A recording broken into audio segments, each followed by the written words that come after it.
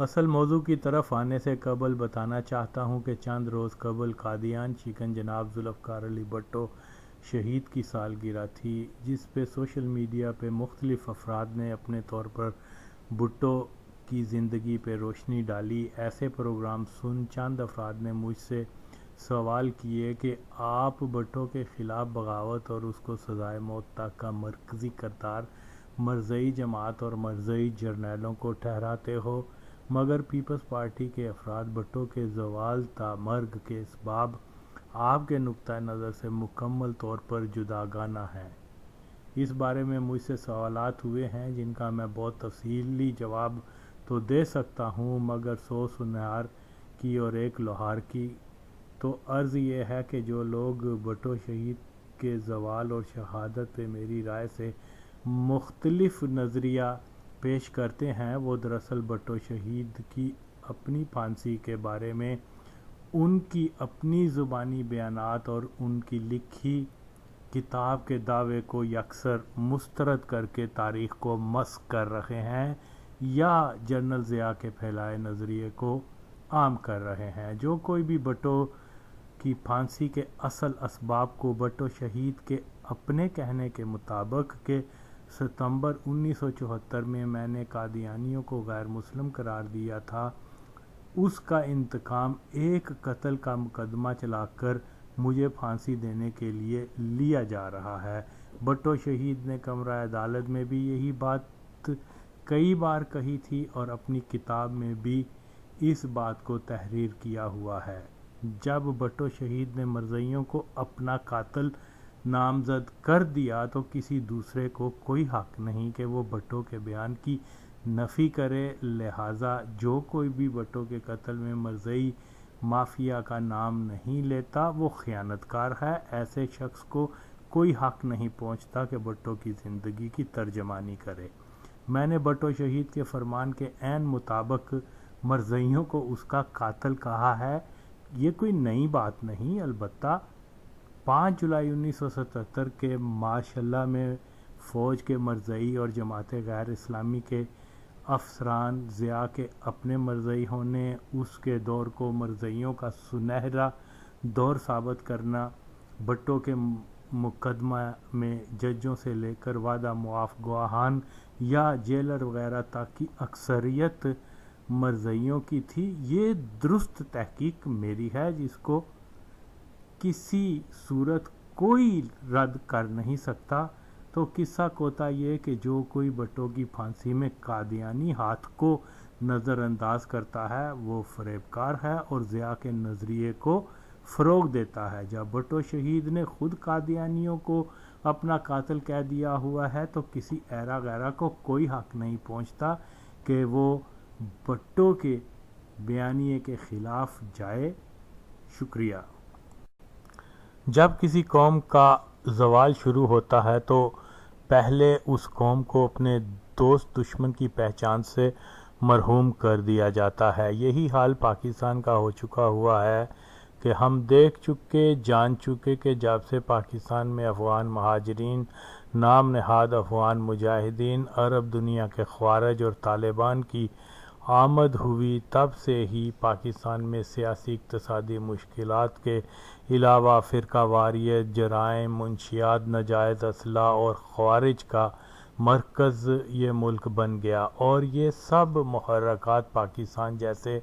غریب ملک کے لیے شدید ترین نقصانات کا باعث اس لیے بھی ہوئے کہ 40 سال ہونے کو آئے ہیں ہم ان مشکلات سے نکل نہ پائے۔ 80 کی دہائی میں ضیاء مرزائی کی حکومت، جس کے ستون جماعت غیر اسلامی، دیوبندی، قادیانی اور دیگر اسلام دشمن وہابی گروہ تھے، جو پاکستان کو دائمی طور پر اپنے کنٹرول میں کرنے کا تہیہ کیے ہوئے تھے، اور اس مقصد کے لیے یہ طبقہ پاک فوج کے مرزائی جرنیلوں سے تعاون بھی کیا کرتا، اور افغانستان کی جنگ چونکہ صہیونیت سپانسرڈ تھی، لہذا صہیونیت کی تمام شاخیں جن میں قادیانی، وہابی، اخوانی، دیوبندی، جماعت غیر اسلامی نے شرکت کر کے صہیونی مفاد کی جنگ کو جہاد کا نام دے کر بزرگ صہیونی اتحادی سرمایہ داری نظام کی مدد کرتے ہوئے چھوٹے صہیونی اتحادی نظام اشتراکیت کے خلاف برسر پیکار ہوئے، مگر اس ناپاک اتحاد نے شیطانی مفاد کی لڑائی کو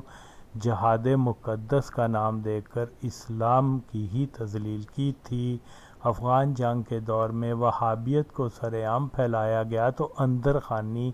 لاکھوں افغان مہاجرین کو یورپ اور امریکہ میں سیاسی پناہ دلوانے کے لالچ میں مرزئی بنا دیا گیا۔ پشاور میں چند کابل کے گھرانوں میں جانے کا اتفاق ہوا تو ان کے گھروں میں فارسی زبان میں قادیانی لٹریچر دیکھ ان کی زبانی مرزا قادیانی کی تعریفیں سن میں حیران ہوا۔ ایک تو عام کابلی شہری اسلام کے بارے میں بہت کم معلومات رکھتے ہیں اور پھر مرزیت پر تو کوئی جانکاری بالکل نہیں رکھتے، اور یورپ میں سیٹ ہونے کا چام بہت پرکشش تھا۔ شنید ہے کہ موجودہ صدر اشرف غنی کو ورلڈ بینک میں نوکری عمران خان کے کزن شاہ جوید برقی نے اس کے مرزئی مذہب میں شامل ہونے کے بعد دلوائی تھی، اور کرزئی اور غنی حکومت میں کافی تعداد مرزئی شامل ہیں۔ بہرحال افغان فساد کی منحوست ہنوز جاری و ساری ہے۔ اسلام کی تاریخ گواہ ہے کہ جب بھی اللہ کے شیروں نے اللہ اکبر یا رسول اللہ کا نعرہ لگا میدان جہاد میں کفار کو شکست دے فتح پائی تو اللہ نے جہادیوں پر رحمتیں نچھاور کر کے ان کو جہاد کی برکتوں سے نوازا، یعنی خلق خدا اہل ایمان ہوئے، ظلمت کے اندھیرے دور ہوئے، خوشحالی امن و سلامتی کا دور شروع ہوا۔ مگر اوریہ غیر مقبول جان جس افغان فساد کو جہاد کا نام دیتا ہے، اس نام نہاد جہاد کا پھل کیا ملا؟ اول یہ کہ مسلمان نے مسلمان کا ہی خون پانی کی طرح بہانا شروع کر دیا، امن و سلامتی کا نام و نشان مٹ گیا، بھوک و افلاس نے افغانوں کو اپنی زد میں لے لیا، حالات اس قدر خراب ہو گئے کہ ایک ٹکڑا نان کے لیے عورتوں نے اپنے جسم فروشی شروع کر دی، پورا افغان معاشرہ جرائم میں مبتلا ہو گیا، امن و خوشحالی کی جگہ تباہی و بربادی نے لے لی۔ جس مقدس دین اسلام کے نام پہ نام نہاد جہاد لڑا گیا، جب عوام نے ان جہادیوں کی غیر شرعی حرکتیں دیکھی تو پہلے سے دین اسلام کی سوجھ بوجھ نہ رکھنے والے افغان اسلام سے مزید بدظن ہو، ملحد یا مغرب نواز ہو گئے۔ اس کے باوجود جماعت غیر اسلامی کے منافقین اور دیوبندی ظالمین ہر وقت افغان جہاد کی جھوٹی شانیں بیان کرنے سے باز نہیں آتے کہ یہی صہیونی منصوبہ بندی ہے کہ اسلامی دنیا میں جہاد کے مقدس تصور کو مسخ کر کے افغان جہاد کو ہی ایک جہاد کا نمونہ بنا کر پیش کیا جائے، جس میں یہودی وہابی و قادیانی تعاون بہر طور شامل ہے، اور وہ اس ناپاک منصوبہ میں کامیاب بھی نظر آتے ہیں۔ آج 40 سال ہونے کو ہیں کہ قوم کو افغان جہاد کی فضیلت بیان کی جاتی ہے، اور خاص طور پر اوریہ مقبول جان زاہد احمد انصار عباسی جیسے صہیونی گماشتے پاکستان کی نئی نسل کو 1000% جھوٹ بیان کرتے ہیں کہ جی افغان جہاد کی یہ برکت وہ برکت، مگر میں تمام پاکستانیوں اور افغانیوں کو جو کہتے ہیں کہ ہم نے اسلام کی سربلندی کے لیے جہاد کیا کو چیلنج کرتا ہوں کہ وہ پہلے افغان جنگ کو اسلامی شریعت کے مطابق جہاد تو ثابت کر کے دکھا دیں تو میں مانوں۔ اور خاص طور پر قادیان کی مرزئی عبادت گاہ میں جا مرزئی امام کے پیچھے نمازیں ادا کرنے والا اوریہ مقبول جان اور یوسف قذاب کا درجہ اول صحابی زاہد احمد اگر اپنے باپ کی اولاد ہیں تو آئیں ایک بار میرے سامنے افغان جنگ کو اسلام کے مطابق جہاد ثابت کر کے دکھا دیں۔ خدا کی قسم ہے قیامت آ سکتی ہے مگر یہ کم بخت میرا سامنا نہیں کر سکتے۔ ان حرام کے پلوں کی گندی زبان سے کسی نے مسلمانوں کی تیسری مقدس ترین جگہ القدس، جہاں ان کے پالن ہار یہودیوں کا قبضہ ہے، ان کے منہ سے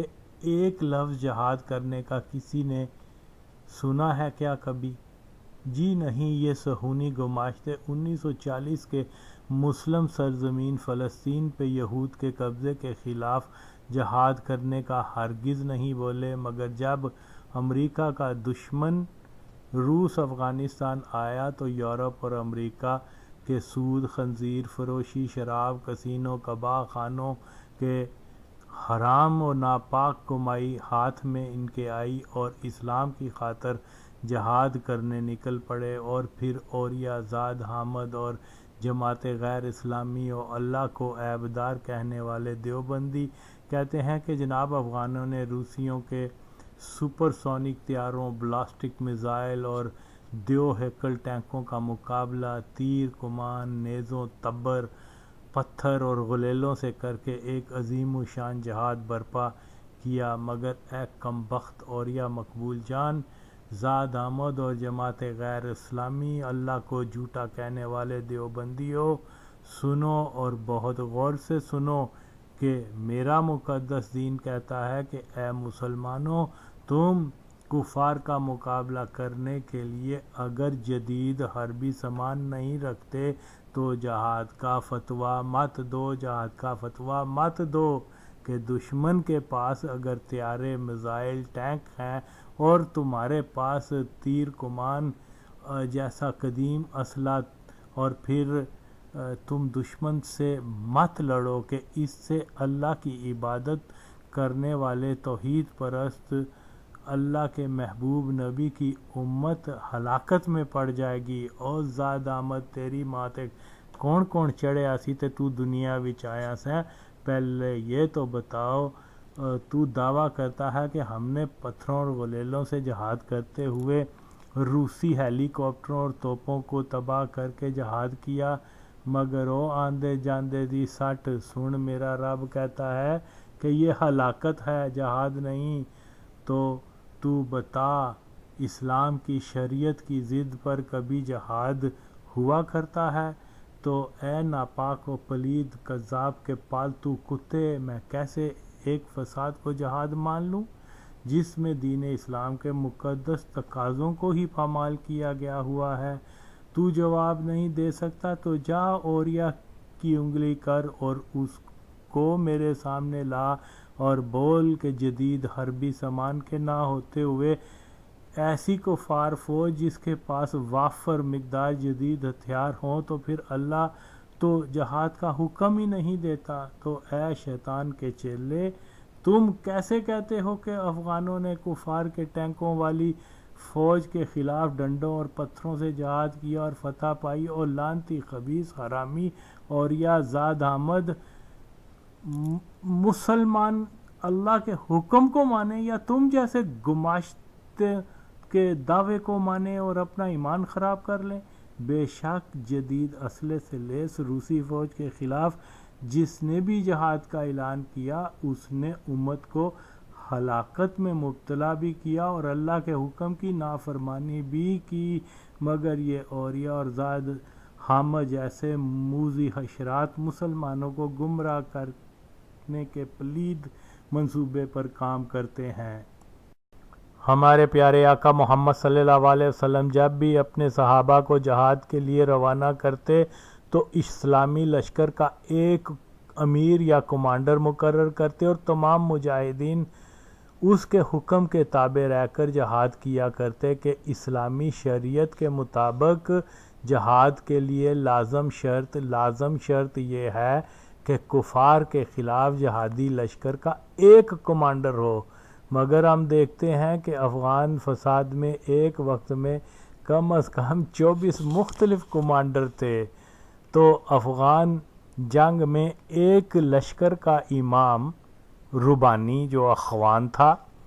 ایک کا حکمت یار اخوان، ایک کا یونس خالص دیوبندی، ایک کا احمد شاہ مسعود اخوان، ایک لشکر کا امیر سیاف وہابی، ایک جہادی کمانڈر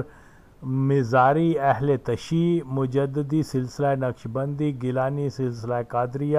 اور تو اور وہ آغا خانی جن کو اسلام کے سب فرقے غیر مسلم کہتے ہیں مگر اس کے باوجود روس کے خلاف لڑیں تو مجاہدین اور جہادی ان کو کہا جاتا ہے، ان کا اپنا علیحدہ جہادی کمانڈر۔ اب اسلام کے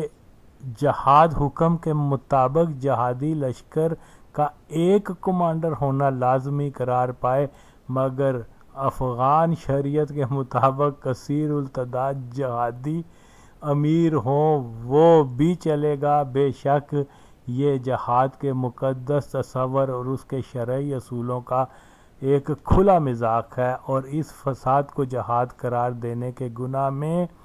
اور یا مقبول جان، زاد احمد، جماعت غیر اسلامی اور دیوبندی و افغان بھی شامل ہیں۔ اگر میری بات سے کسی کو اختلاف ہے تو ہمت کرے اور اس کا جواب دے، مگر یہ سب اپنی اپنی بلوں میں گھس جائیں گے۔ یہاں ایک اور بات قابل ذکر یہ ہے کہ جہادی لشکر کی سپاہ اپنے مذہبی عقائد کے اعتبار سے ہم عقیدہ ہوتی ہے، مگر افغان فساد میں دیوبندی جن کا عقیدہ یہ ہے کہ اللہ کی ذات بے عیب نہیں ہے، وہابی جو اللہ کا جسم مانتے ہیں، شیعہ جو صحابہ کے منکر ہیں، آغا خانی جو حضرت علی کو اللہ مانتے ہیں، اور اخوان جو اپنی خلافت لانے کے لیے پورے عالم اسلام کے خلاف قتال فی سبیل اللہ کا عقیدہ رکھتے ہیں۔ عقائد میں اتنا فرق اور پھر بھی یہ سب جہادی، تو ایسا ہرگز اسلام میں نہیں ہوتا۔ البتہ شیطان کے ماننے والے اور یا زاد حامد وغیرہ سخونی منصوبہ بندی کے فساد کو جہاد کہنے کے ناپاک مشن پہ قائم ہیں۔ افغانوں اور وہابیہ نے ہمیشہ شیعہ کو واجب القتل جانتے ہوئے ان کو ہلاک کرنے کا کوئی موقع ہاتھ سے جانے نہیں دیا۔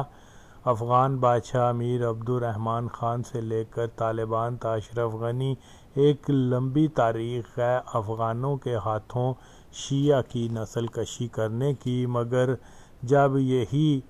ہزارہ شیعہ روسیوں کے خلاف لڑیں تو افغان مجاہدین ان کو اسلام کا مجاہد اور میدان جنگ میں مارے جائیں تو جو افغان ان شیعہ کو کافر کہتے ہیں وہی افغان ان ہی شیعہ کو شہید بھی قرار دیتے رہے ہیں کہ ڈالر کے فساد کا یہی معیار ہوتا ہے۔ اور یا مقبول جان، زاد حامد، دیوبندی، جماعت غیر اسلامی اور وہابیہ امریکی سامراج کے طرفدار ہیں کہ جیسے ہی امریکہ نے روسی کافروں کے خلاف افغانوں کو مقدس جنگ یعنی جہاد کا حکم دیا تو اوریا، زاد احمد، دیوبندی، جماعت غیر اسلامی، وہابیہ نے فوری امریکہ کے حکم پر لبیک کرتے ہوئے جہاد افغان کا شور مچانا شروع کر دیا تھا۔ یہ بھی نہ دیکھا کہ جہاد کا شرعی حکم یہاں بنتا بھی ہے یا نہیں، مگر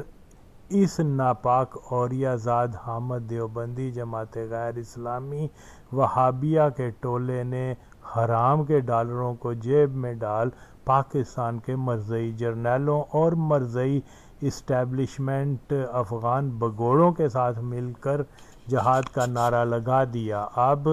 میرا مقدس دین یہ کہتا ہے کہ اگر کفار کی افواج کا کسی اسلامی ریاست پہ قبضہ ہو جائے اور اس قبضے کے بعد اسلامی ریاست میں کافر فوج اسلام کے تمام قوانین کو ختم کر کے اس کی جگہ نظام کفر کو نافذ کر دیں تو ایسی صورت میں ہر مسلمان زن و مرد پر قابض فوج کے خلاف جہاد کرنا فرض بن جاتا ہے۔ اول یہ کہ افغانستان میں روسی فوج وہاں کی حکومت کی دعوت پہ آئی تھی اور روسی فوج کا بڑا حصہ سینٹرل ایشیا کے مسلمان سپاہیوں پہ مشتمل تھا۔ دوسرا یہ کہ روسیوں نے افغانستان میں رائج کسی بھی اسلامی قانون کو ختم کر کے اس کی جگہ نظام کفر لاگو نہیں کیا تھا۔ مساجد سے 5 وقت کی اذان، شادی کے لیے اسلامی نکاح، جمعہ کی چھٹی، افغان عوام کو اسلامی عبادات کرنے پہ کوئی پابندی نہیں تھی۔ مختصر یہ کہ روسیوں نے اسلامی قوانین کو نہ تو بدلا اور نہ ہی وہاں کے عوام پر زبردستی نظام کفر نافذ کیا، لہٰذا ایسی صورت میں روسیوں کے خلاف جہاد نہیں بنتا تھا کہ یہی اصول اسلام کی شریعت کا ہے، مگر 80% افغانوں اور یا مقبول جان، زاد احمد، دیوبندی، جماعت غیر اسلامی، وہابیہ، یہود و نصارہ اور قادیانیوں نے یک زبان ہو یہاں بھی اسلامی شرعی تقاضا جہاد کو نظر انداز کرتے ہوئے افغانستان میں جہاد کا فتویٰ دیا، جو کہ ایک باطل فتویٰ تھا کہ جہاد کی اسلامی شرائط افغان جنگ میں پوری نہیں ہوتیں، جیسا کہ وہابی، دیوبندی، مودودی، جہنمی، اسرار احمد دوزخی، سنی امام احمد رضا فاضل بریلوی رحمۃ اللہ علیہ پہ الزام دیتے چلے آئے ہیں کہ انہوں نے انگریزوں کے خلاف جہاد کا فتویٰ نہیں دیا تھا۔ تو اب برطانیہ نو آبادیاتی نظام نے تو مراکش سے لے کر انڈونیشیا تک کے اکثر مسلمان ممالک پر قبضہ کیا ہوا تھا، تو وہاں کے علماء نے بھی انگریزوں کے خلاف فتویٰ جہاد صرف اس لیے نہیں دیا تھا کہ انگریز اور دیگر یورپی نو آبادی نظام نے اسلامی قوانین کی جگہ کفریہ نظام نافذ نہیں کیا تھا، اس لیے فتوے بھی نہیں ان علماء نے دیے، مگر اور یا زاد احمد، دیوبندی، جماعت غیر اسلامی، وہابیہ اس قسم کے الزامات فقط امام احمد رضا پہ لگا کے اپنے تعصب کا اظہار کرتے ہیں، تو اوریا، زاد احمد، دیوبندی، جماعت غیر اسلامی اور وہابی ٹولہ جس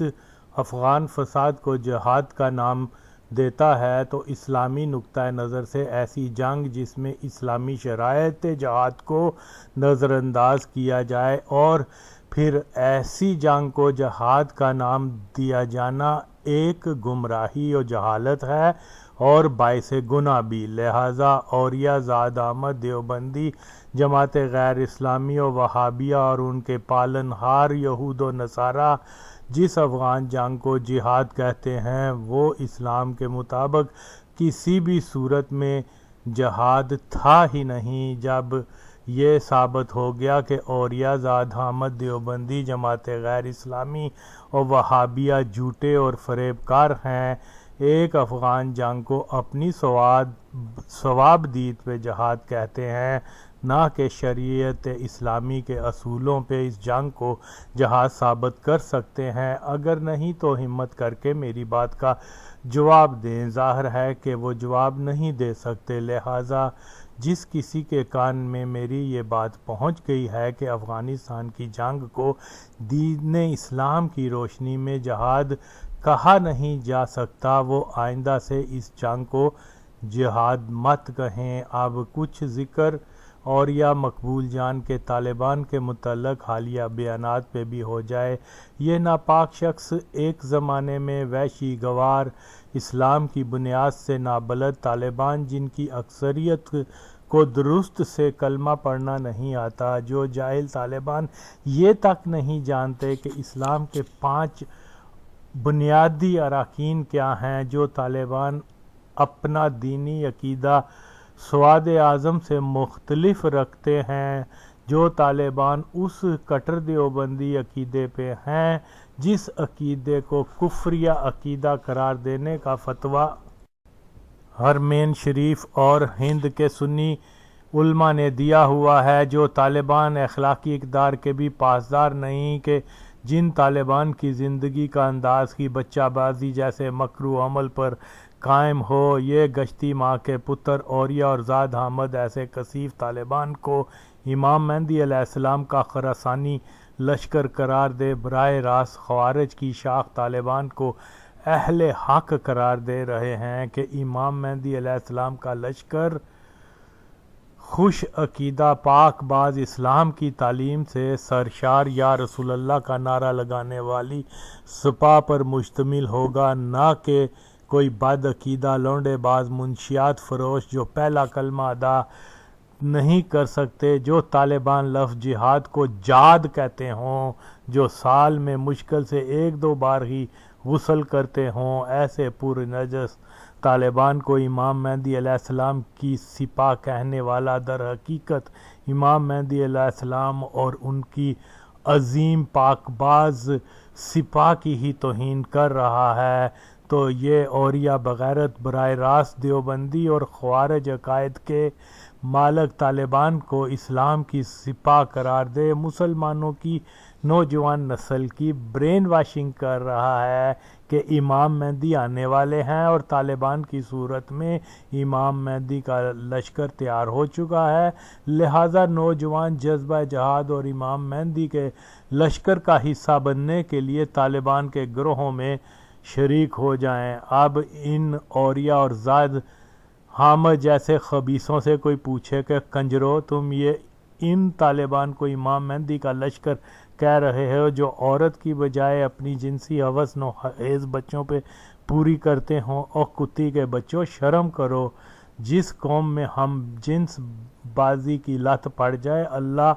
اس کو اپنے قہر سے نیست و نبود کر دیتا ہے، اور تم ایسے طالبان کو امام مہدی کا لشکر قرار دے امام مہدی کی ہی توہین کر رہے ہو بغیرتو۔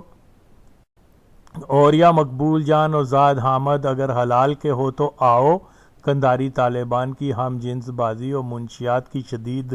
لت میں مبتلا ہونے کا انکار کر کے دکھا دو تو میں تمہیں مانوں۔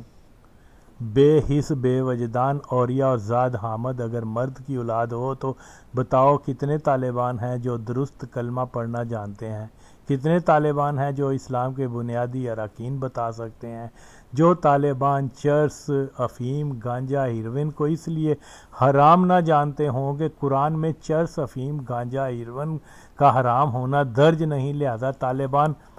ان چیزوں کو حرام نہیں کہتے۔ شرم کرو بغیرتو، تم ان گمراہ و وحشی گوار جانوروں کو امام مہدی کا لشکر کہتے ہو، اسلام نافذ کرنے والا گروپ کہتے ہو۔ جو طالبان زنا کے شرعی اصول کو ترک کر کے ہر دوسرے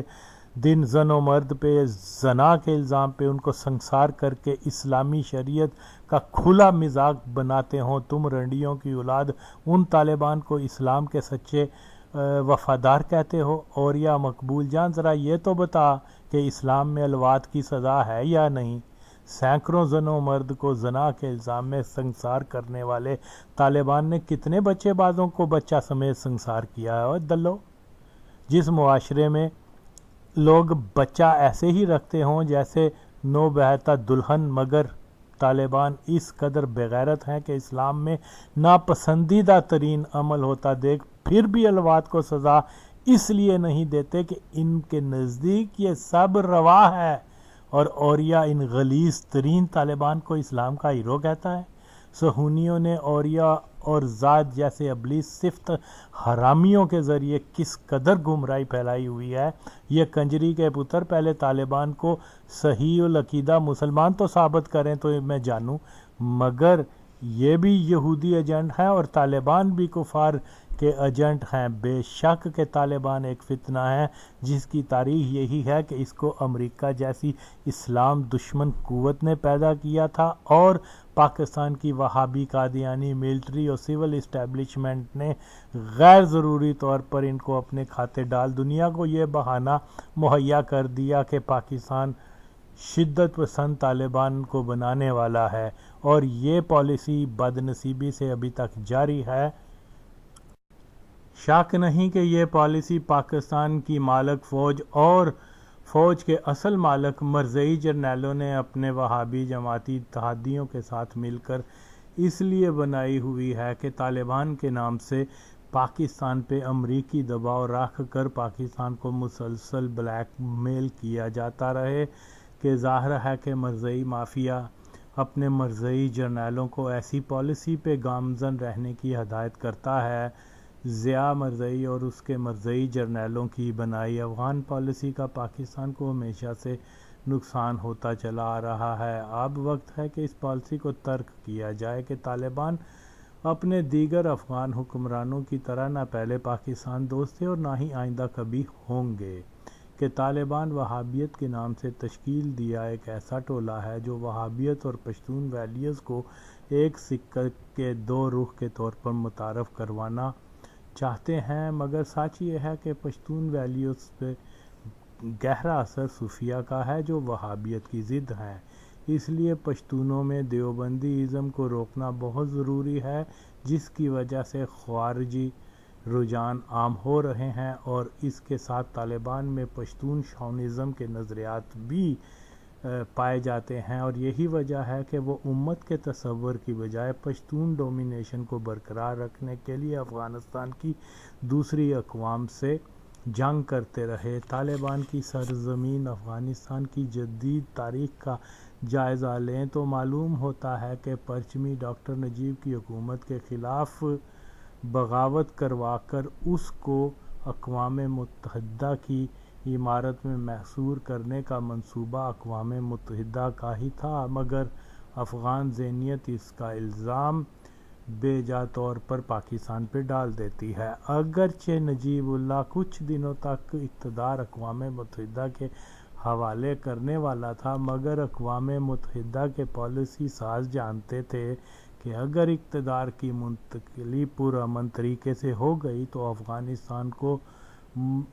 مستقل وار زون بنانے کے منصوبے میں دشواری ہوگی، لہذا ضروری تھا کہ افغانستان کو نسلی اور لسانی بنیادوں پہ تقسیم کیا جائے۔ اس لیے غیر پشتون گروہوں کو بغاوت کے ذریعے کابل پر مسلط کر دیا گیا اور افغان کمیونسٹ حکومت کے غیر پشتون فوجی اور سول افسران اقوام متحدہ کی منصوبہ بندی کی اس بغاوت میں شامل تھے۔ کابل پہ قبضے کا اہم کردار احمد شاہ مسعود بن گیا اور اس نے سب سے پہلے افغان چھاؤنیوں اور ایئرپورٹ سے بھاری اسلحہ اور طیارے اپنے قبضے میں کر لیے۔ مسعود جانتا تھا کہ حکمت یار اور پشتون شاونسٹ تاجک ازبک نسل کا کابل پہ کنٹرول کبھی برداشت نہیں کریں گے، جس کی وجہ سے ایک نئی جنگ ناگزیر ہے۔ حکمت یار کے ساتھ پشتون نسل خلقی پرچمی شامل ہو گئے اور حبیب اللہ کلکانی، جس کو پشتونوں نے حقارت سے بچہ سکا کا نام دے رکھا ہوا ہے، کہ 60 سال کے بعد ایک غیر پشتون احمد شاہ مسعود کابل پہ قابض ہوا، جس کا نتیجہ ایک نسلی جنگ کی صورت میں نکلا اور کابل مکمل طور پہ برباد ہو گیا۔ اگرچہ افغان اس تمام خرابی کا الزام ہمیشہ کی طرح پاکستان کو دیتے ہیں، مگر اس زمانے میں پاکستان ہر صورت افغانستان میں امن چاہتا تھا، کہ پرامن افغانستان پاکستان کے لیے انتہائی سود مند پہلے بھی تھا اور اب بھی ہے، مگر بین الاقوامی طاقتوں نے افغانستان کے لیے کوئی اور ہی منصوبہ بنا رکھا تھا، کہ پہلے افغان مجاہدین کو ایک پرانے نسلی تضاد کو اجاگر کر ان کی آپس میں جنگ کروائی، اور جب مجاہدین اپنی مقبولیت کھو بیٹھے تو پھر ایک نئی طاقت یعنی طالبان کو میدان میں لایا گیا۔ 9/11 کے ڈرامے کے بعد طالبان رہنما اور CIA میں یہ طے پایا گیا تھا کہ اسامہ کو کسی صورت امریکہ کے حوالے نہیں کیا جائے گا تاکہ امریکہ کو افغانستان پہ قبضہ کرنے کا بہانہ مل جائے، اور پھر ایسا ہی ہوا کہ امریکہ افغانستان میں آ گیا اور 2 عشروں کے قریب کے وقت میں امریکہ نے وار آن ٹیرر کے نام پر لاکھوں مسلمانوں کو شہید اور پورے خطے کو ایک زبردست تباہی میں دھکیل دیا، جس سے خاص طور پر پاکستان کو شدید نقصان ہو رہا ہے۔ افغان سیاست اور 80 کی دہائی کی افغان سوویت جنگ کے بارے میں سطحی سی معلومات رکھنے والا ہر شخص اچھی طرح سے جانتا ہے کہ اسامہ اور اس کی نام نہاد جہادی تنظیم CIA ساختہ تھی، اور یہ کیسے ممکن ہے کہ طالبان اسامہ اور CIA ہمکاری و تال میل سے بے خبر رہتے ہوں۔ اسامہ کو حقیقتاً ایک ایسا جہادی طالبان سمجھ بیٹھے ہوں جو افغانستان کے غاروں سے نکل کر امریکہ اور پوری کفار دنیا کو زیر کرنے کے قابل ہے۔ تو اصل میں طالبان شعوری طور پر اسامہ اور CIA کے اس منصوبے پہ کام کر رہے تھے کہ امریکہ کو اس خطے میں لایا جائے۔ اگر امریکہ افغانستان میں وہاں طالبان حکومت کو ختم نہ بھی کرتا تو طالبان جس طرح سے افغان عوام سے کٹ چکے ہوئے تھے اور افغانستان جن اقتصادی مشکلات و خانہ جنگی کی زد میں شدید بحرانوں سے دوچار ہو چکا ہوا تھا، عن قریب طالبان کی حکومت کا خاتمہ یقینی تھا۔ لہذا طالبان رہنماؤں نے امریکہ سے ڈالر سمیت ایک مصنوعی جہاد کا اعلان کر دیا۔ طالبان کے پاس نہ تو بہت بڑی سپر پاور کا مقابلہ کرنے کے لیے جدید سامان حرب اور نہ ہی کوئی ایسی تجربہ کار سپاہ تھی کہ امریکہ کے خلاف جہاد کا اعلان کیا جاتا کہ پہلے بیان کر چکا ہوں کہ اگر دشمن کے مقابلہ کرنے کے لیے مسلمانوں کے پاس متوازن حربی سامان نہیں تو پھر جہاد کا اعلان نہیں کیا جا سکتا کہ اسلام اس کو جہاد نہیں مسلم امت کی ہلاکت کا نام دیتا ہے۔ مگر یہاں چونکہ طالبان اور امریکہ ایک پہلے سے طے شدہ منصوبے پہ کاربند تھے، لہذا جہاد کا اعلان صرف اس لیے کیا گیا کہ اس ڈرامے کو حقیقی جہاد کا نام دیا جائے۔ نومبر 2001 کو CIA اور بھارتی خفیہ پولیس کے ایجنٹ ملا خاکسار نے ملا عمر کی سفارش پہ سوات اور پنجاب سے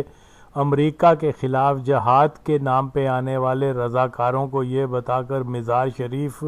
بھیج دیا کہ امریکی فوجی مزار شریف آ رہے ہیں، لہذا ان کو مزار شریف بھیج دیا جائے، جہاں طالبان نے ان کو بتایا کہ تھوڑی دیر میں ہمارے ٹینک آئیں گے اور ہم امریکی فوج کے خلاف زبردست حملہ کریں گے، لہذا آپ یہاں طالبان ٹینکوں کا انتظار کریں۔ پاکستانیوں نے ٹینکوں کو آتے دیکھا جن پہ طالبان کے جھنڈے تو لہرا رہے تھے، مگر یہ ٹینک دوستم کے تھے۔ پاکستانی رضاکار مزار شریف شہر کے ایک سکول رضیہ سلطان میں بند ہو گئے اور زمین پر دوستم کے ٹینکوں اور آسمان سے امریکی طیاروں نے یہاں کوئی 1500 پاکستانیوں کو بم برسا ہلاک کر دیا۔ اس کارروائی میں کوئی ایک افغان طالبان وہاں موجود ہی نہیں تھا۔ تو اوریا بغیرت کے طالبان نے پاکستانیوں کے سروں کے سودے کیے، یہ تھا ان کا جہاد۔ آئے اوریا اور مجھ سے بات کرے، میں اس کو آئینہ دکھاؤں گا۔ یہ کنجر جن طالبان کو امام مہدی کا لشکر کہتا پھرتا ہے وہ جہاد کے نام پر مال بنانے والے فریب کار اور بٹرے کرنے والے ہیں۔ اسی طرح طالبان نے پاکستان سے آئے جہادیوں کو کرغا کابل میں شمالی اتحاد کی پیش قدمی کو روکنے کے لیے وہاں بھیجا اور خود خاموشی سے جنوب کی طرف قندھار کے لیے روانہ ہو گئے۔ شمالی اتحاد والوں نے چن چن کر پاکستانیوں کو قتل کیا۔ کابل کی سڑکوں پہ پاکستانی شمالی اتحاد سے لڑتے مارے گئے اور جن طالبان کے لیے وہ افغانستان آئے تھے وہ سب ان کو چھوڑ قندھار بھاگ گئے۔ کیوں اوریا تیرے کنجر وچ حوصلہ ہے تے جواب دے، دس کہ آغا وسیم سچ بولدا یا تیری طرح جھوٹ ماردا پیا ہے؟ ایک واری سامنے آ، میں تینوں ذلت اور رسوائی دا نشان بنا دیاں گا۔ قندوز مزار شریف کرغا سروبی کابل قلعہ جنگی وغیرہ میں طالبان نے جہاد کے نام پہ آئے پاکستانیوں کو بے یارو مددگار چھوڑ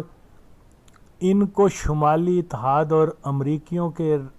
رحم و کرم پر چھوڑ خود قندھار، کوئٹہ، اسلام آباد، پشاور، دبئی آ بسے۔ مگر اوریا کہتا ہے کہ یہ ہم جنس باز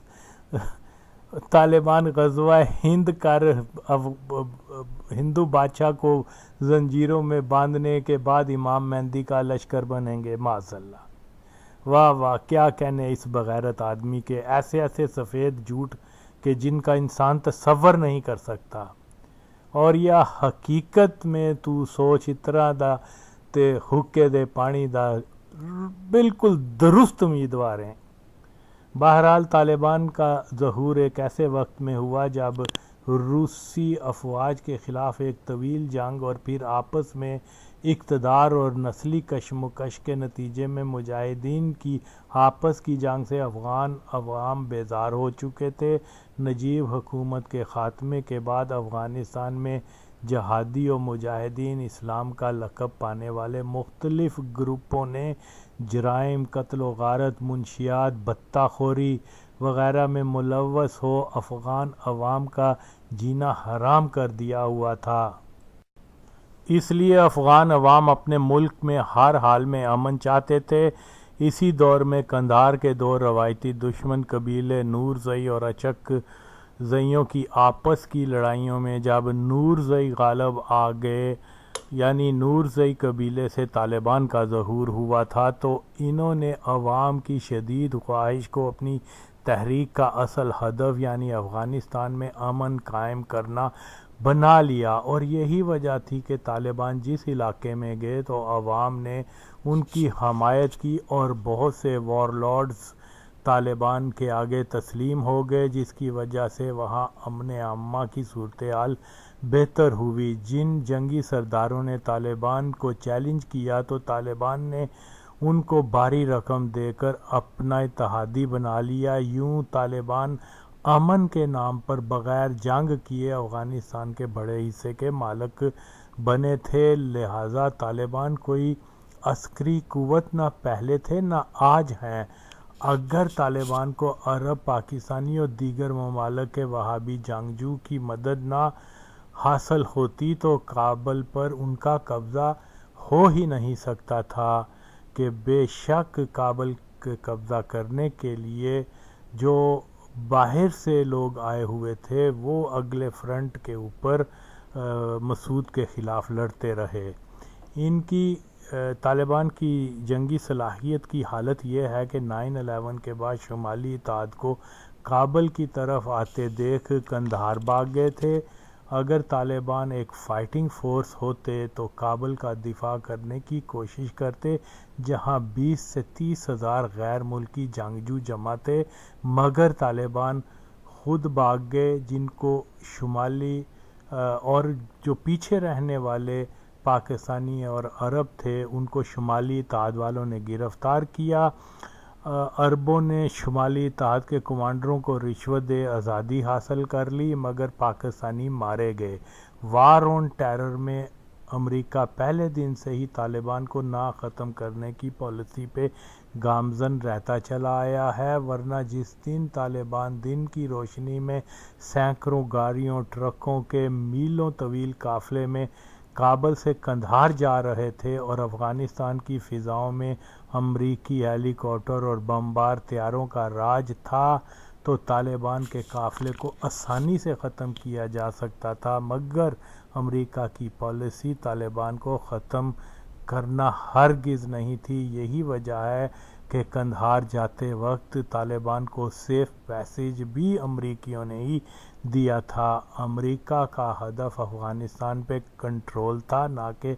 اپنی بنائی القاعدہ یا طالبان سے حقیقی جنگ کرنا۔ طالبان اور داعش وغیرہ کا افغانستان میں وجود امریکی قبضے کا جواز ہے۔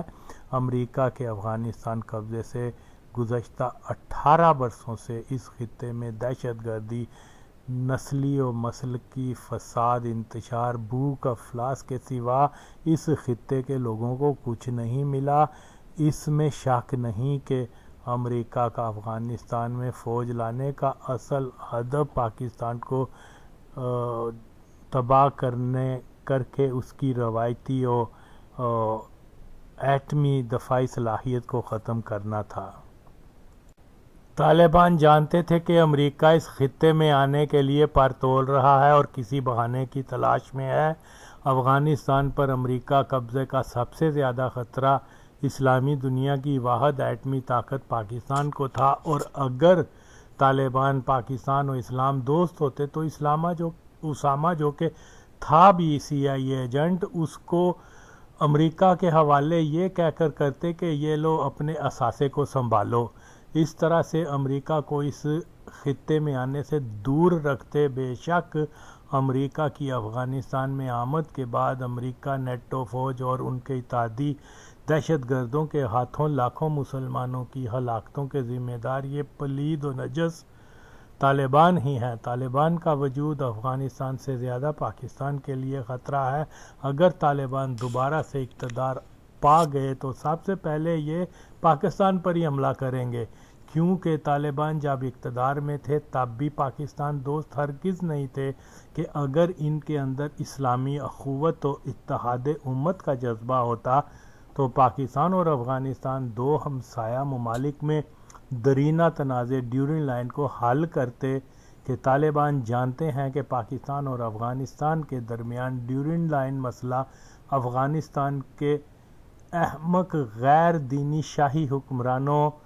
اور مشرک ہندوؤں کا پیدا کیا ہوا ہے، مگر ان ناپاک طالبان نے ڈیورنگ لائن تسلیم کرنے کی بجائے الٹا ملتان تک کے علاقے کو افغانستان کا حصہ قرار دے دیا۔ یعنی بادشاہ خان اور سردار داؤد سے بھی دو ہاتھ بڑھ گئے کہ بادشاہ خان اور سردار داؤد تو جیلم تک کو افغانستان میں شامل کرنے کا مطالبہ کرتے تھے، مگر یہ کندھاری الوات ملتان تک پہنچ گئے۔ مگر اوریا اس قدر بے شرم، جھوٹا اور ڈھیٹ ہے کہ طالبان کا ڈیورنگ لائن کو نہ ماننے کی تعویل یہ کہہ کر کرتا ہے کہ جناب طالبان تو اسلامی ممالک کے درمیان کسی سرحد کو مانتے نہیں، اس لیے وہ ڈیورنگ لائن کے دو طرف مسلمانوں کو تقسیم کرنے والی سرحد کے وجود کے انکاری ہیں کہ اسلامی ممالک میں سرحدوں کا تصور ہی نہیں وغیرہ۔ مگر بے ایمان اوریا مقبول جان، اگر تو واقعی حلالی ہے تو جواب دے کہ کیا افغانستان کی سرحد اسلامی ملک ایران، اسلامی ملک تاجکستان، اسلامی ملک ازبکستان، اسلامی ملک ترکمنستان سے تو ملتی ہے، مگر طالبان کے دور حکومت میں ان تمام ممالک کی سرحدی حدود کا مکمل احترام اور ان کو قبول کیا جاتا تھا۔ ایران، تاجکستان، ازبکستان، ترکمنستان کی سرحدوں پر طالبان کی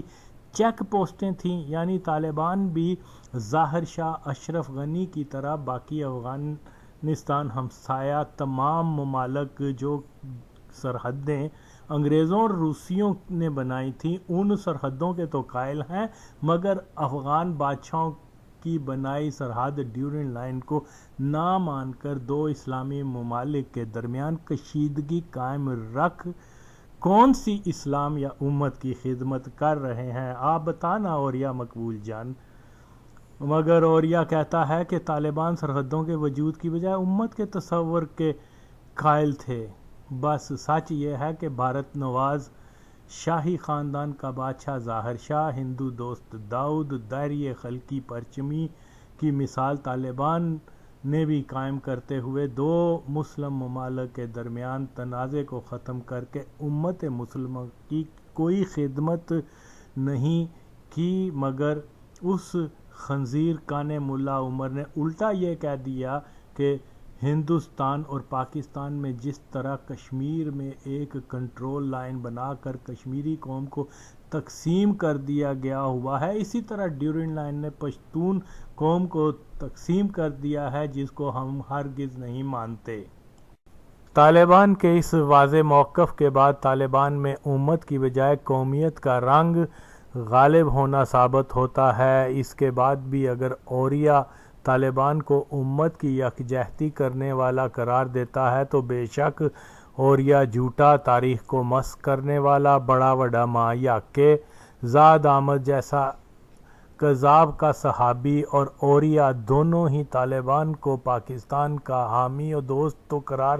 دیتے ہیں، مگر پاکستان کے ڈاکٹر، انجینئر، پروفیسر، فوجی افسران، کمپیوٹر ماہرین، پائلٹ، سائنسدان، وکیل، پولیس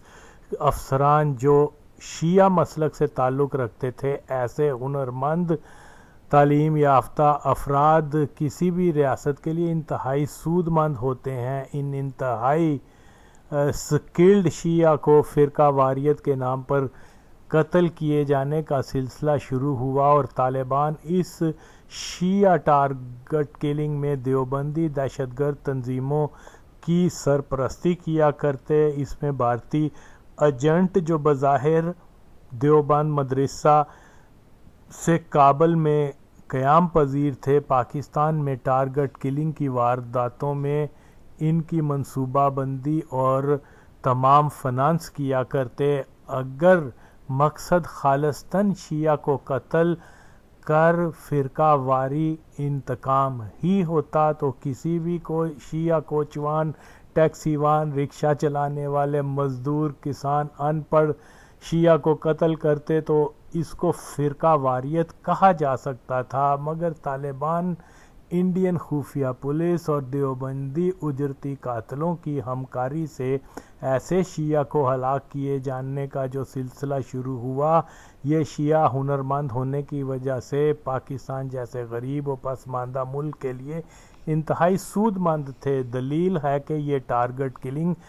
ریاست پاکستان کو مزید کمزور کرنے کے لیے ہو رہی تھی، جس میں طالبان مکمل طور پر شریک تھے، بلکہ طالبان نے لشکر جنگی سپہ صحابہ کو دہشت گردی کے مراکز افغان سرزمین میں دیے ہوئے تھے۔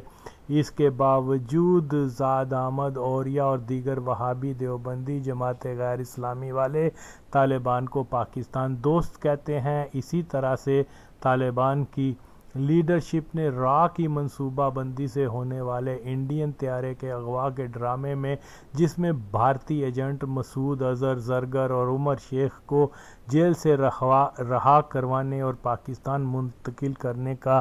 پلان تھا کہ بھارت پاکستان کو دہشت گردوں کو پناہ دینے اور سپانسر کرنے والا ملک کے طور پر بدنام کر سکے۔ پاکستان کی قادیانی کنٹرول ISI بھی اس منصوبے میں شامل تھی۔ دوسری طرف قادیان جا کر ختم نبوت کے منکر قادیانی امام کے پیچھے نماز ادا کرنے والا مرتد اوریہ مقبول جان طالبان رہنماؤں کو اپنے ٹی وی پروگرام میں لا کر ان کے انٹرویوز میں انہیں اسلام و پاکستان دوست ثابت کرتا ہے۔ ان طالبان کی اکثریت سخت پاکستان مخالف ہے۔ جس طرح مجاہدین کی شہرت پاکستان دوست کی تھی، مگر یہی مجاہدین مشکل وقت میں پاکستان سے دوستی کا اعلان کیا کرتے، مگر افغانستان جاتے ہی پاکستان کی بجائے بھارت کے اتحادی بن گئے۔ جماعت غیر اسلامی دیوبندی اور اوریہ مرتد پھر بھی بضد ہے کہ مجاہدین اور طالبان پاکستان دوست ہیں، جو کہ ایک سفید جھوٹ کے سوا کچھ نہیں۔ ہدف ان کا صرف اور صرف مسلمان کے بچوں کو غلط تاریخ بتا گمراہ کرنا ہے، اور گمراہ ہو جانے والے نہ اسلام اور نہ ہی اپنے وطن کے لیے سود مند ہو سکتے ہیں۔ طالبان نے امن اور اسلام کے نام پہ اپنی تحریک شروع کی، مگر اقتدار میں آتے ہی انہوں نے غیر پشتون گروپوں کو، جو وہ بھی اسلامی جماعتوں سے ہی تعلق رکھتے تھے، ان کو اقتدار سے دور رکھا اور جنگ کو ترجیح دی، جس میں مسلمانوں نے آپس میں کفر کے بعد سب سے بڑا گناہ یہ کیا کہ مسلمان کا خون کرتے رہے۔ اگر طالبان اسلام دوست ہوتے تو پاکستان کی بار بار کی اپیل کہ مسعود اور دیگر جماعتوں کے ساتھ مل مذاکرات کر ایک قومی حکومت بنانے کو ہرگز رد نہ کرتے، مگر اس کے باوجود طالبان کو پاکستان دوست کہا جاتا ہے۔ بدھا کا مجسمہ تباہ نہ کرنے کی پاکستان کی اپیل کے باوجود انہوں نے تباہ کر دیا۔ پاکستان نے طالبان کو ایرانی سفارتکاروں کو رہا کرنے کا کہا، مگر طالبان نے ان کو قتل کر دیا۔ لیکن اوریہ کہتا ہے کہ پاکستان نے طالبان سفارتکار ملا ضعیف کو امریکہ کے حوالے کر کے اسلام دشمنی کی کہ اسلام سفارتکاروں کی حفاظت کرنے کا حکم دیتا ہے۔ اب جس ملا ضعیف کو امریکہ کے حوالے کیا گیا وہ تو آج بھی زندہ ہے اور مزے کر رہا ہے، مگر اوریہ دلہ ہی بتا دے کہ طالبان نے جو سفارتکاروں کو قتل کیا تھا، کیا یہ اسلام کے کسی حکم کے مطابق انہوں نے ایسا کیا تھا؟ جو ایک ناپاک ملا ضعیف کی دکھاوے کی امریکی گرفتاری پہ اوریہ کی میں خارش ہو رہی ہے۔ ایرانی سفارتکاروں کے قتل کی وجہ سے پاکستان اور ایران کے تعلقات میں تناؤ آیا تھا۔ بے شک پاکستان کی ضرورت تھی کہ افغانستان میں امن قائم ہو جائے تاکہ پاکستان اپنی توانائی کی ضرورت پوری کر سکے، مگر طالبان نے مخالف دھڑوں سے صلح کر کے وہاں امن لانے کی کوئی کوشش تک نہ کی، اور یہی منصوبہ CIA کا تھا۔ یہاں یہ بات قابل ذکر ہے کہ جس پائپ لائن سے افغانستان کے علاوہ پاکستان کو بھی فائدہ ہوگا، کوئی بھی افغان حکومت اس وجہ سے کہ یہ پائپ لائن منصوبہ کامیاب نہیں ہونے دیں گے کہ جس سے پاکستان کو بھی فائدہ ہوگا، خواہ افغانوں کو اس میں نقصان ہی کیوں نہ ہو، مگر کسی بھی صورت افغان سرزمین سے گیس پائپ لائن ہرگز پاکستان آئے گی نہیں، یہ آنے نہیں دیں گے ہمارے برادر افغان۔ اس لیے پاکستان کو ایران کے راستے اس پائپ لائن کو لانا ہوگا کہ 150 کلومیٹر طویل پائپ لائن کا ہی فرق ہے، مگر یاد رہے کہ افغان سرزمین سے گزر کر کوئی پائپ لائن بننے والی نہیں ہے۔ بہرحال اسی طرح طالبان نے ہزارہ قوم کے ساتھ انتہائی ظالمانہ سلوک کیا، جس کی اسلام ہرگز اجازت نہیں دیتا۔ طالبان نے پاکستان کا کوئی فائدہ نہیں کیا، البتہ پاکستان کو استعمال کرتے رہے۔ جہاد کا اعلان افغانستان میں کیا اور خود اسلام آباد، دبئی، قطر میں مزے کرنے آگئے۔ طالبان کے اسلام ضد، پاکستان ضد بہت سے واقعات ہیں، جن کی تفصیل میں جائیں تو معلوم ہو جائے گا کہ طالبان کی ہر حرکت کا نقصان ہمیشہ اسلام اور پاکستان کو ہی ہوا ہے۔ آج کل اوریا مقبول جان یہ کہتا ہے کہ طالبان نے امریکہ کے خلاف جو جہاد شروع کیا تھا اس میں طالبان نے امریکہ کو شکست دے دی ہے، مگر اصل بات یہ ہے کہ امریکہ نے طالبان کو کبھی بھی صفحہ ہستی سے مٹانے کی کوشش نہیں کی۔ نومبر 2001 میں طالبان کو کابل سے قندھار جانے میں سیف پیسیج دیا تھا تو افغان عوام کو اسی وقت سمجھ جانا چاہیے تھا کہ امریکہ افغانستان میں کسی اور مقصد کے لیے آیا ہے، مگر افغان اس خوش فہمی میں مبتلا تھے کہ امریکہ پاکستان کو تباہ کر دے گا اور افغانستان سے شدت پسندوں کا صفایا کر دے گا۔ نومبر 2001 کے بعد امریکہ نے خود ساختہ القاعدہ کا تعاقب کیا، جس سے دنیا کی تمام توجہ تورا بورا القاعدہ کی طرف ہو گئی، اور اس دوران طالبان کو کھلی چھٹی دے دی گئی کہ وہ ہلمند، غزنی، لوگر اور قندھار وغیرہ کے ارد گرد کے علاقوں کو کنٹرول کر لیں۔ امریکی بلیک واٹر اور طالبان کے نامور لیڈروں کے آپس میں روابط بھی تھے، جو طالبان کے رینک میں خود کش حملہ آوروں کے رجحان کو فروغ دیا کرتے کہ طالبان کے نام سے خود کش حملوں کا سلسلہ بلیک واٹر کی آمد کے بعد شروع ہوا۔ ظاہر ہے کہ خود کش حملوں کا رجحان امپورٹڈ تھا، نہ کہ روایتی افغان جنگی رجحان تھا۔ 2001 میں طالبان نے وارننگ دی تھی کہ ان کے پاس القاعدہ کے 300 خود کش انتحاری موجود ہیں، اور جیسے ہی امریکی افغانستان میں وارد ہوں گے تو امریکی فوجیوں پہ یہ خود کش حملے شروع کر دیے جائیں گے، مگر جب امریکی اور شمالی اتحاد والے کابل میں آئے تو ایک بھی خود کش حملہ ان پہ نہ ہوا، جو دلیل ہے کہ افغانستان میں امریکی فوج کو لانے میں طالبان کے بہت سے اہم رہنما، جن میں ملا وکیل، ملا خاکسار، ملا اخوند، قاری احمد اللہ، پاکستان میں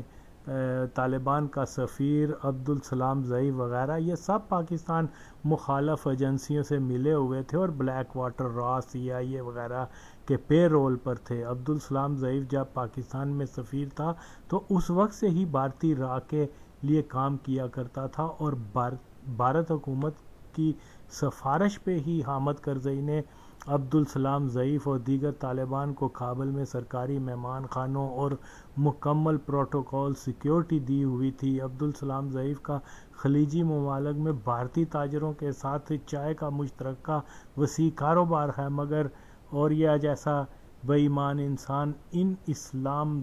دشمن قوتوں کے ایجنٹوں کو جہادی بنا کر پیش کرتا ہے۔ طالبان اگر حقیقت میں امریکہ کے خلاف لڑ رہے ہیں تو اوریا ہی بتائے کہ طالبان کے خودکش حملوں کا 100% نشانہ امریکی ہونے چاہیے تھے، مگر طالبان کے نام سے جو خودکش حملے امریکیوں پہ ہوئے ان کی شرح 2 یا 3% بنتی ہے، اور 98% خودکش حملے غریب افغان شہریوں یا افغان پولیس و فوج کے خلاف ہوئے، جس سے اس بات کا اندازہ لگانا مشکل نہیں کہ طالبان کی جنگ کا فوکس امریکیوں کی بجائے افغانوں کے خلاف ہی رہتا چلا آیا ہے۔ یہ کوئی مشکل پہیلی نہیں کہ نہ سمجھا جا سکے کہ امریکہ نے طالبان کے لیے افغانستان کا وسیع رقبہ کنٹرول اس لیے کرنے دیا کہ اس رقبے پہ ہیروئن پیدا کی جائے اور CIA اس کی فروخت سے پیسہ بنا کر داعش، النصرہ اور دیگر خارجی گروپوں پہ لگا سکے۔ ظاہر ہے کہ منشیات کی منڈی CIA کے پاس ہی تو ہے، اس کے علاوہ CIA کے سیکرٹ فنڈ مسلسل طالبان کو ملتے ہیں۔ اور یا مقبول جان کو یاد نہیں تو میں یاد کروا دیتا ہوں کہ 2008 میں افغان حکومت نے برطانوی سفارت خانہ کابل کے فرسٹ سیکرٹری اور دیگر اہلکاروں کو ملک بدر اس لیے کیا تھا کہ وہ طالبان کو فنڈنگ کیا کرتے تھے۔ طالبان امریکہ اور دیگر مغربی قوتوں کے اتحادی ہیں، یہی ایک سچ ہے فقط، اگرچہ اس ضمن میں بہت کچھ بیان کرنے کو ہے، مگر غور طلب بات یہ ہے کہ کیا امریکہ طالبان سے شکست کی وجہ سے افغانستان سے نکلنے کی بات کر رہا ہے، جس کا چرچہ زاد احمد اور یا مقبول جان کر کے گمراہی پھیلا رہے ہیں، یا امریکہ وہاں سے اپنی فوج کو ایک خاص منصوبے کے تحت نکالنا چاہتا ہے؟ تو افغانستان سے قبل امریکہ نے جب 2011 میں اپنی افواج کو عراق سے نکالا تھا تو وہاں زرقاوی، ابو بکر بغدادی جیسے جراثیم چھوڑ آیا تھا، اور پھر دیکھتے ہی دیکھتے داعش نامی مونسٹر پیدا ہوا جس نے نصف عراق پہ قبضہ کر کے لاکھوں مسلمانوں کو انتہائی ظالمانہ طریقوں سے ہلاک کر، جبری زنا زندہ لوگوں کو نظر آتش کر، مسلمانوں کے مقدس مقامات کو شہید کر کے صہیونی وہابی طرز عمل کو اسلام کا نام دے دیا تھا، عراق، شام، لیبیا کی درگت بنائی۔ اور اس میں شک نہیں کہ جس دن امریکہ نے افغانستان سے فوج نکال لی تو افغانستان میں ایک طرف تو طالبان کے ساتھ ساتھ داعش طرز کے وحشت ناک بلائیں کھلی چھوڑ دے گا امریکہ، تو دوسری طرف افغانستان پھر سے نسلی جنگوں کی زد میں آ جائے گا، جس سے یہ سارا خطہ مزید انتشار میں مبتلا ہو جائے گا۔ دہشت گرد ٹولوں کو سینٹرل ایشیا کی ریاستوں میں بھی بھیجا جائے گا اور مشرقی چین میں بھی اسلام کے نام پہ خارجی شورش پیدا کی جائے گی۔ ظاہر ہے کہ اگر امریکہ کی افواج کی موجودگی میں افغانستان سے دہشت گردی کی لہر چین یا روس تک جائے گی تو امریکہ کے لیے ایسا کرنا خطرناک ثابت ہو جائے گا۔ تو امریکی فوج اگر افغانستان سے نکلے گی تو اس کے نتیجے میں مزید تباہی ہوگی، اور افغانستان کے تقسیم ہونے کا بھی خطرہ ہے کہ افغانستان کی غیر پشتون اقوام کسی بھی صورت کسی ایسی حکومت کو قبول نہیں کریں گے جس میں طالبان یا پشتون نسل ڈومینیشن ہوگی۔ امریکہ اگر افغانستان سے فوج کو نکالتا ہے تو اس خطے کو نئی مشکلات سے دوچار کرنے کا ہی یہ منصوبہ ہے، نہ کہ طالبان کی نام نہاد جہاد فتح کی مرہون منت ایسا ہوگا۔ اس کے علاوہ امریکہ اور افغانستان کے 100% حکمران عوام یہ چاہتے ہیں کہ بھارت کی فوج بھی افغانستان میں تعین ہو سکے۔ امریکہ کے افغانستان سے نکلنے کے بعد افغان بھارت کی شہ پر پاکستان پر جارحیت ضرور کریں گے، جس کے نتیجے میں لازمی پاک افغان جنگ ہو کر رہے گی کہ افغانوں کے دلوں میں جتنی نفرت پاکستان اور پاکستانیوں کے بارے میں ہے، دنیا کی کسی دوسری قوم میں کسی اور قوم کے لیے اتنی شدید نفرت نہیں جتنی افغانوں کی پاکستانیوں سے شدید نفرت ہے، اور یہ نفرت ضرور اور ضرور پاکستان سے جنگ کی صورت بدل جائے گی۔ اور جیسا کہ ہمیشہ سے یہی درست بیان جاری کرتا رہا ہوں کہ افغانوں کو اپنے ملک میں امن کی بجائے زیادہ دلچسپی پاکستان کو تباہ و برباد ہوتا دیکھنے کی ہے طالبان کے ساتھ امن کے کسی بھی معاہدے کو افغان خود ہی ناکام بنا کر اس کا الزام پاکستان پہ لگانے کی درینہ پالیسی پر ہی قائم رہیں گے۔ افغان قوم کی ذہنیت عجیب یوں بھی ہے کہ شاہ شجاع سے لے کے نجیب اللہ تا اشرف غنی کے مخالف اپنے ملک میں امن لانے کے لیے اپنے ہی ہم قوموں کو اعتماد میں نہیں لیتے۔ شاہ شجاع کے مخالف دھڑوں کی کوشش یہی تھی کہ برطانیہ سے ان کو مالی امداد مل جائے اور وہ ڈائریکٹ ہو جائیں، جبکہ شاہ شجاع کو وہ انگریز کا ایجنٹ بھی کہتے تھے۔ نجیب اللہ نے افغان مجاہدین کو براہ راست بات چیت کرنے کی دعوت دی کہ ہم افغان آپس میں مل بیٹھ کر اپنے مسائل حل کرتے ہیں، مگر مجاہدین نے اس آفر کو ٹھکرا دیا۔ آج طالبان بھی امریکیوں سے براہ راست بات تو کرتے ہیں، مگر اشرف غنی کی دعوت مذاکرات کو رد کرتے ہیں۔ جب افغان ذہنیت یہی رہی ہے کہ اپنے ہم وطنوں کے ساتھ بات چیت کرنے سے انکار کرتے چلے آئے ہیں، مگر خارجی قوتوں پہ زیادہ اعتماد کرتے ہیں، تو پھر افغانستان کے انتشار کا الزام پاکستان یا کسی دوسرے کو ٹھہرانا بالکل اور بالکل ناجائز ہے۔ اسلام کا اصول ہے کہ مسلمانوں کے درمیان اگر کوئی مسئلہ پیدا ہو جائے تو وہ آپس میں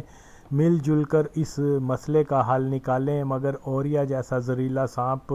جن بدعقیدہ دیوبندی خارجی طالبان کو اسلام کی شریعت کا پابند کہتا پھرتا ہے، بتائے کہ طالبان کا یہ کیسا اسلام ہے کہ وہ اپنے ہم مذہب مسلمانوں کے ساتھ بیٹھ مذاکرات کے ذریعے مسائل حل کرنے کی بجائے موجودہ وقت کی سب سے بڑی اسلام دشمن قوت امریکہ کے ساتھ مذاکرات کیوں کرتے ہیں۔ یہاں اس بات کو بھی سمجھنا بہت ضروری ہے کہ آج کے 9/11 کے بعد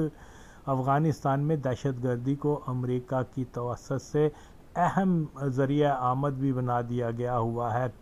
کسی بھی تحریب کاری کو طالبان، حقانی یا داعش کے نام کر دیا جاتا ہے۔ نت نئے ناموں سے کوئی طالب یا داعش لیڈر ذمہ داری قبول کر لیتا ہے اور یوں اس دہشت گردی سے CIA انوالومنٹ پہ پردہ پڑ جاتا ہے، مگر افغان ہر دہشت گردی کو پاکستان میں کے کھاتے میں ڈالنے میں دیر نہیں کرتے، تو طالبان کا نام ایک فرنچائز کے طور پر استعمال ہو رہا ہے، مگر اوریا جیسا مکار انسان اس ہی فرنچائز سپاہ کو امام مہدی کا لشکر قرار دے رہا ہے۔ اوریا جماعت غیر اسلامی زائد احمد کسی ایک طالب لیڈر کا نام بتائیں جس کو وہ دینی امور، تاریخ اسلام اور مسئلہ اختلافات یا شریعت دین پہ مکمل عبور رکھنے والا شخص کہتے ہوں۔ ایک طالبان لیڈر کا نام بتائیں جس کو عالم دین مانا جا سکتا ہو۔ مکمل جاہل، گمراہ، بدعقیدہ طالبان کو یہ مسخرے اسلام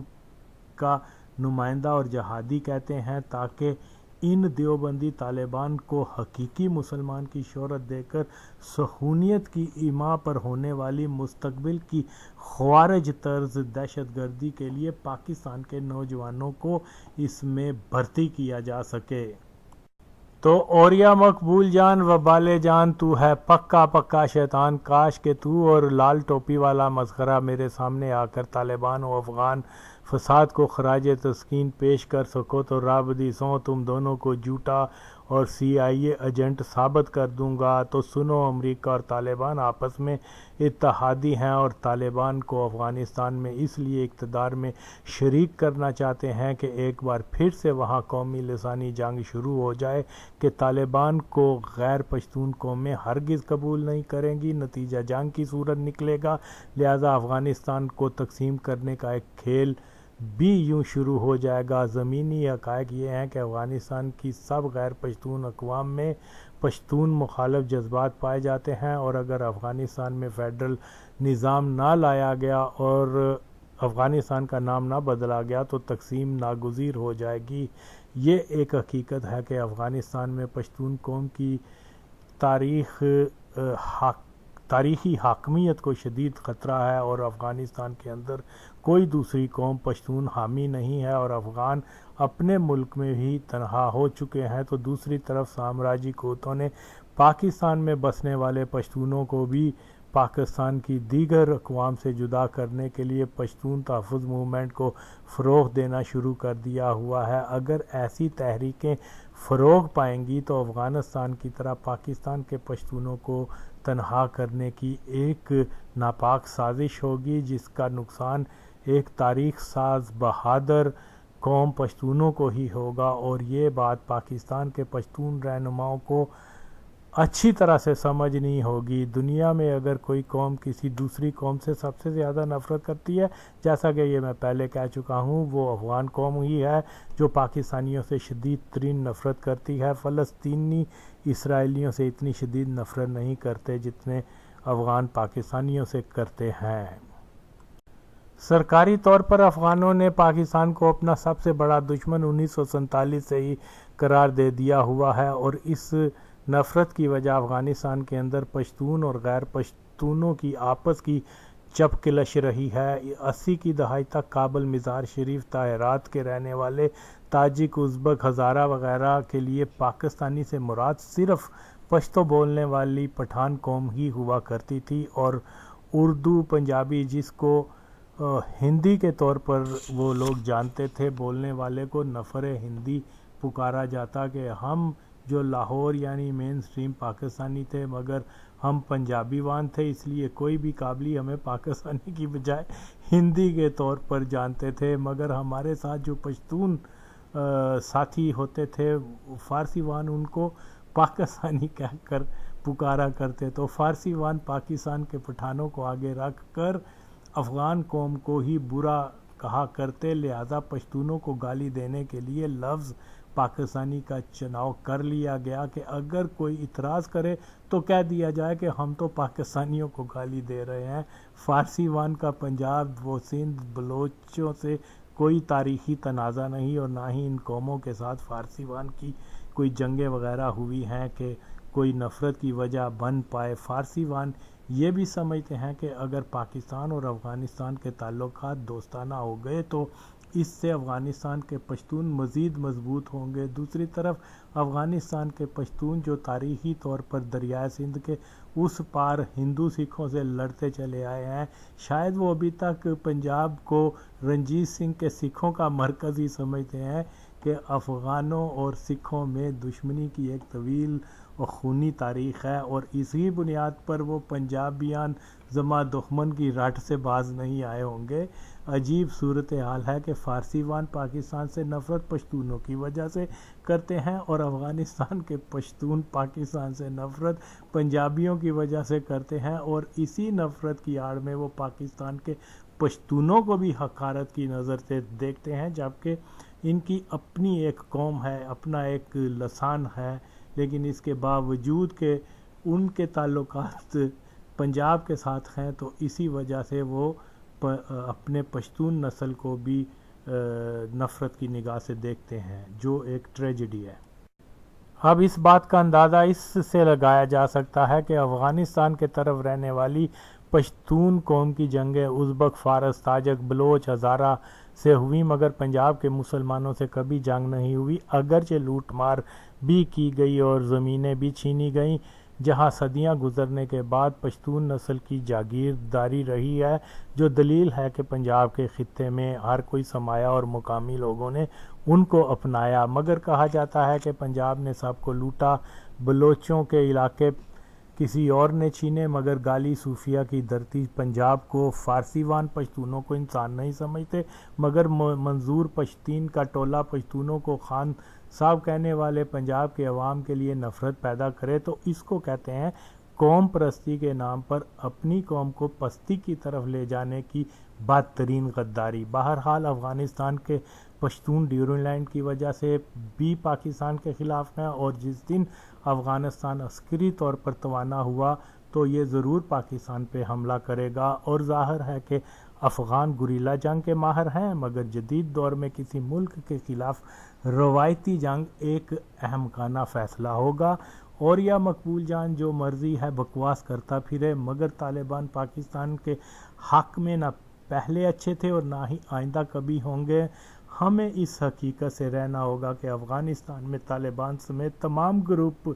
پاکستان مخالف ہیں۔ اوریہ کا طالبان کی تعریف کرنے کے پیچھے اس کا دیوبندی مسلک کے لیے نرم جذبات رکھنے کے علاوہ اور کچھ نہیں۔ طالبان کا افغانستان میں غلبہ اسلام دوست قوتوں کے لیے نہیں بلکہ یہود و نصارہ کے فائدے میں ہوگا۔ اس لیے اوریہ طالبان کو گلوریفائی کر رہا ہے تاکہ نوجوان نسل کو گمراہ کر کے اسلام کے جانشے میں ایک دجالی نیٹ ورک کا حصہ بنا دے۔ اس کی شر سے بچنے کا ایک ہی طریقہ ہے کہ اس کو کافر سمجھا جائے کہ تاحال اس نے قادیان جا کر قادیانی عبادت گاہ میں قادیانی امام کے پیچھے نماز ادا کرنے کے مرزئی دعوے کی تردید نہیں کی۔ اسلام کہتا ہے کہ مرزئی کی امامت میں نماز ادا کرنے والا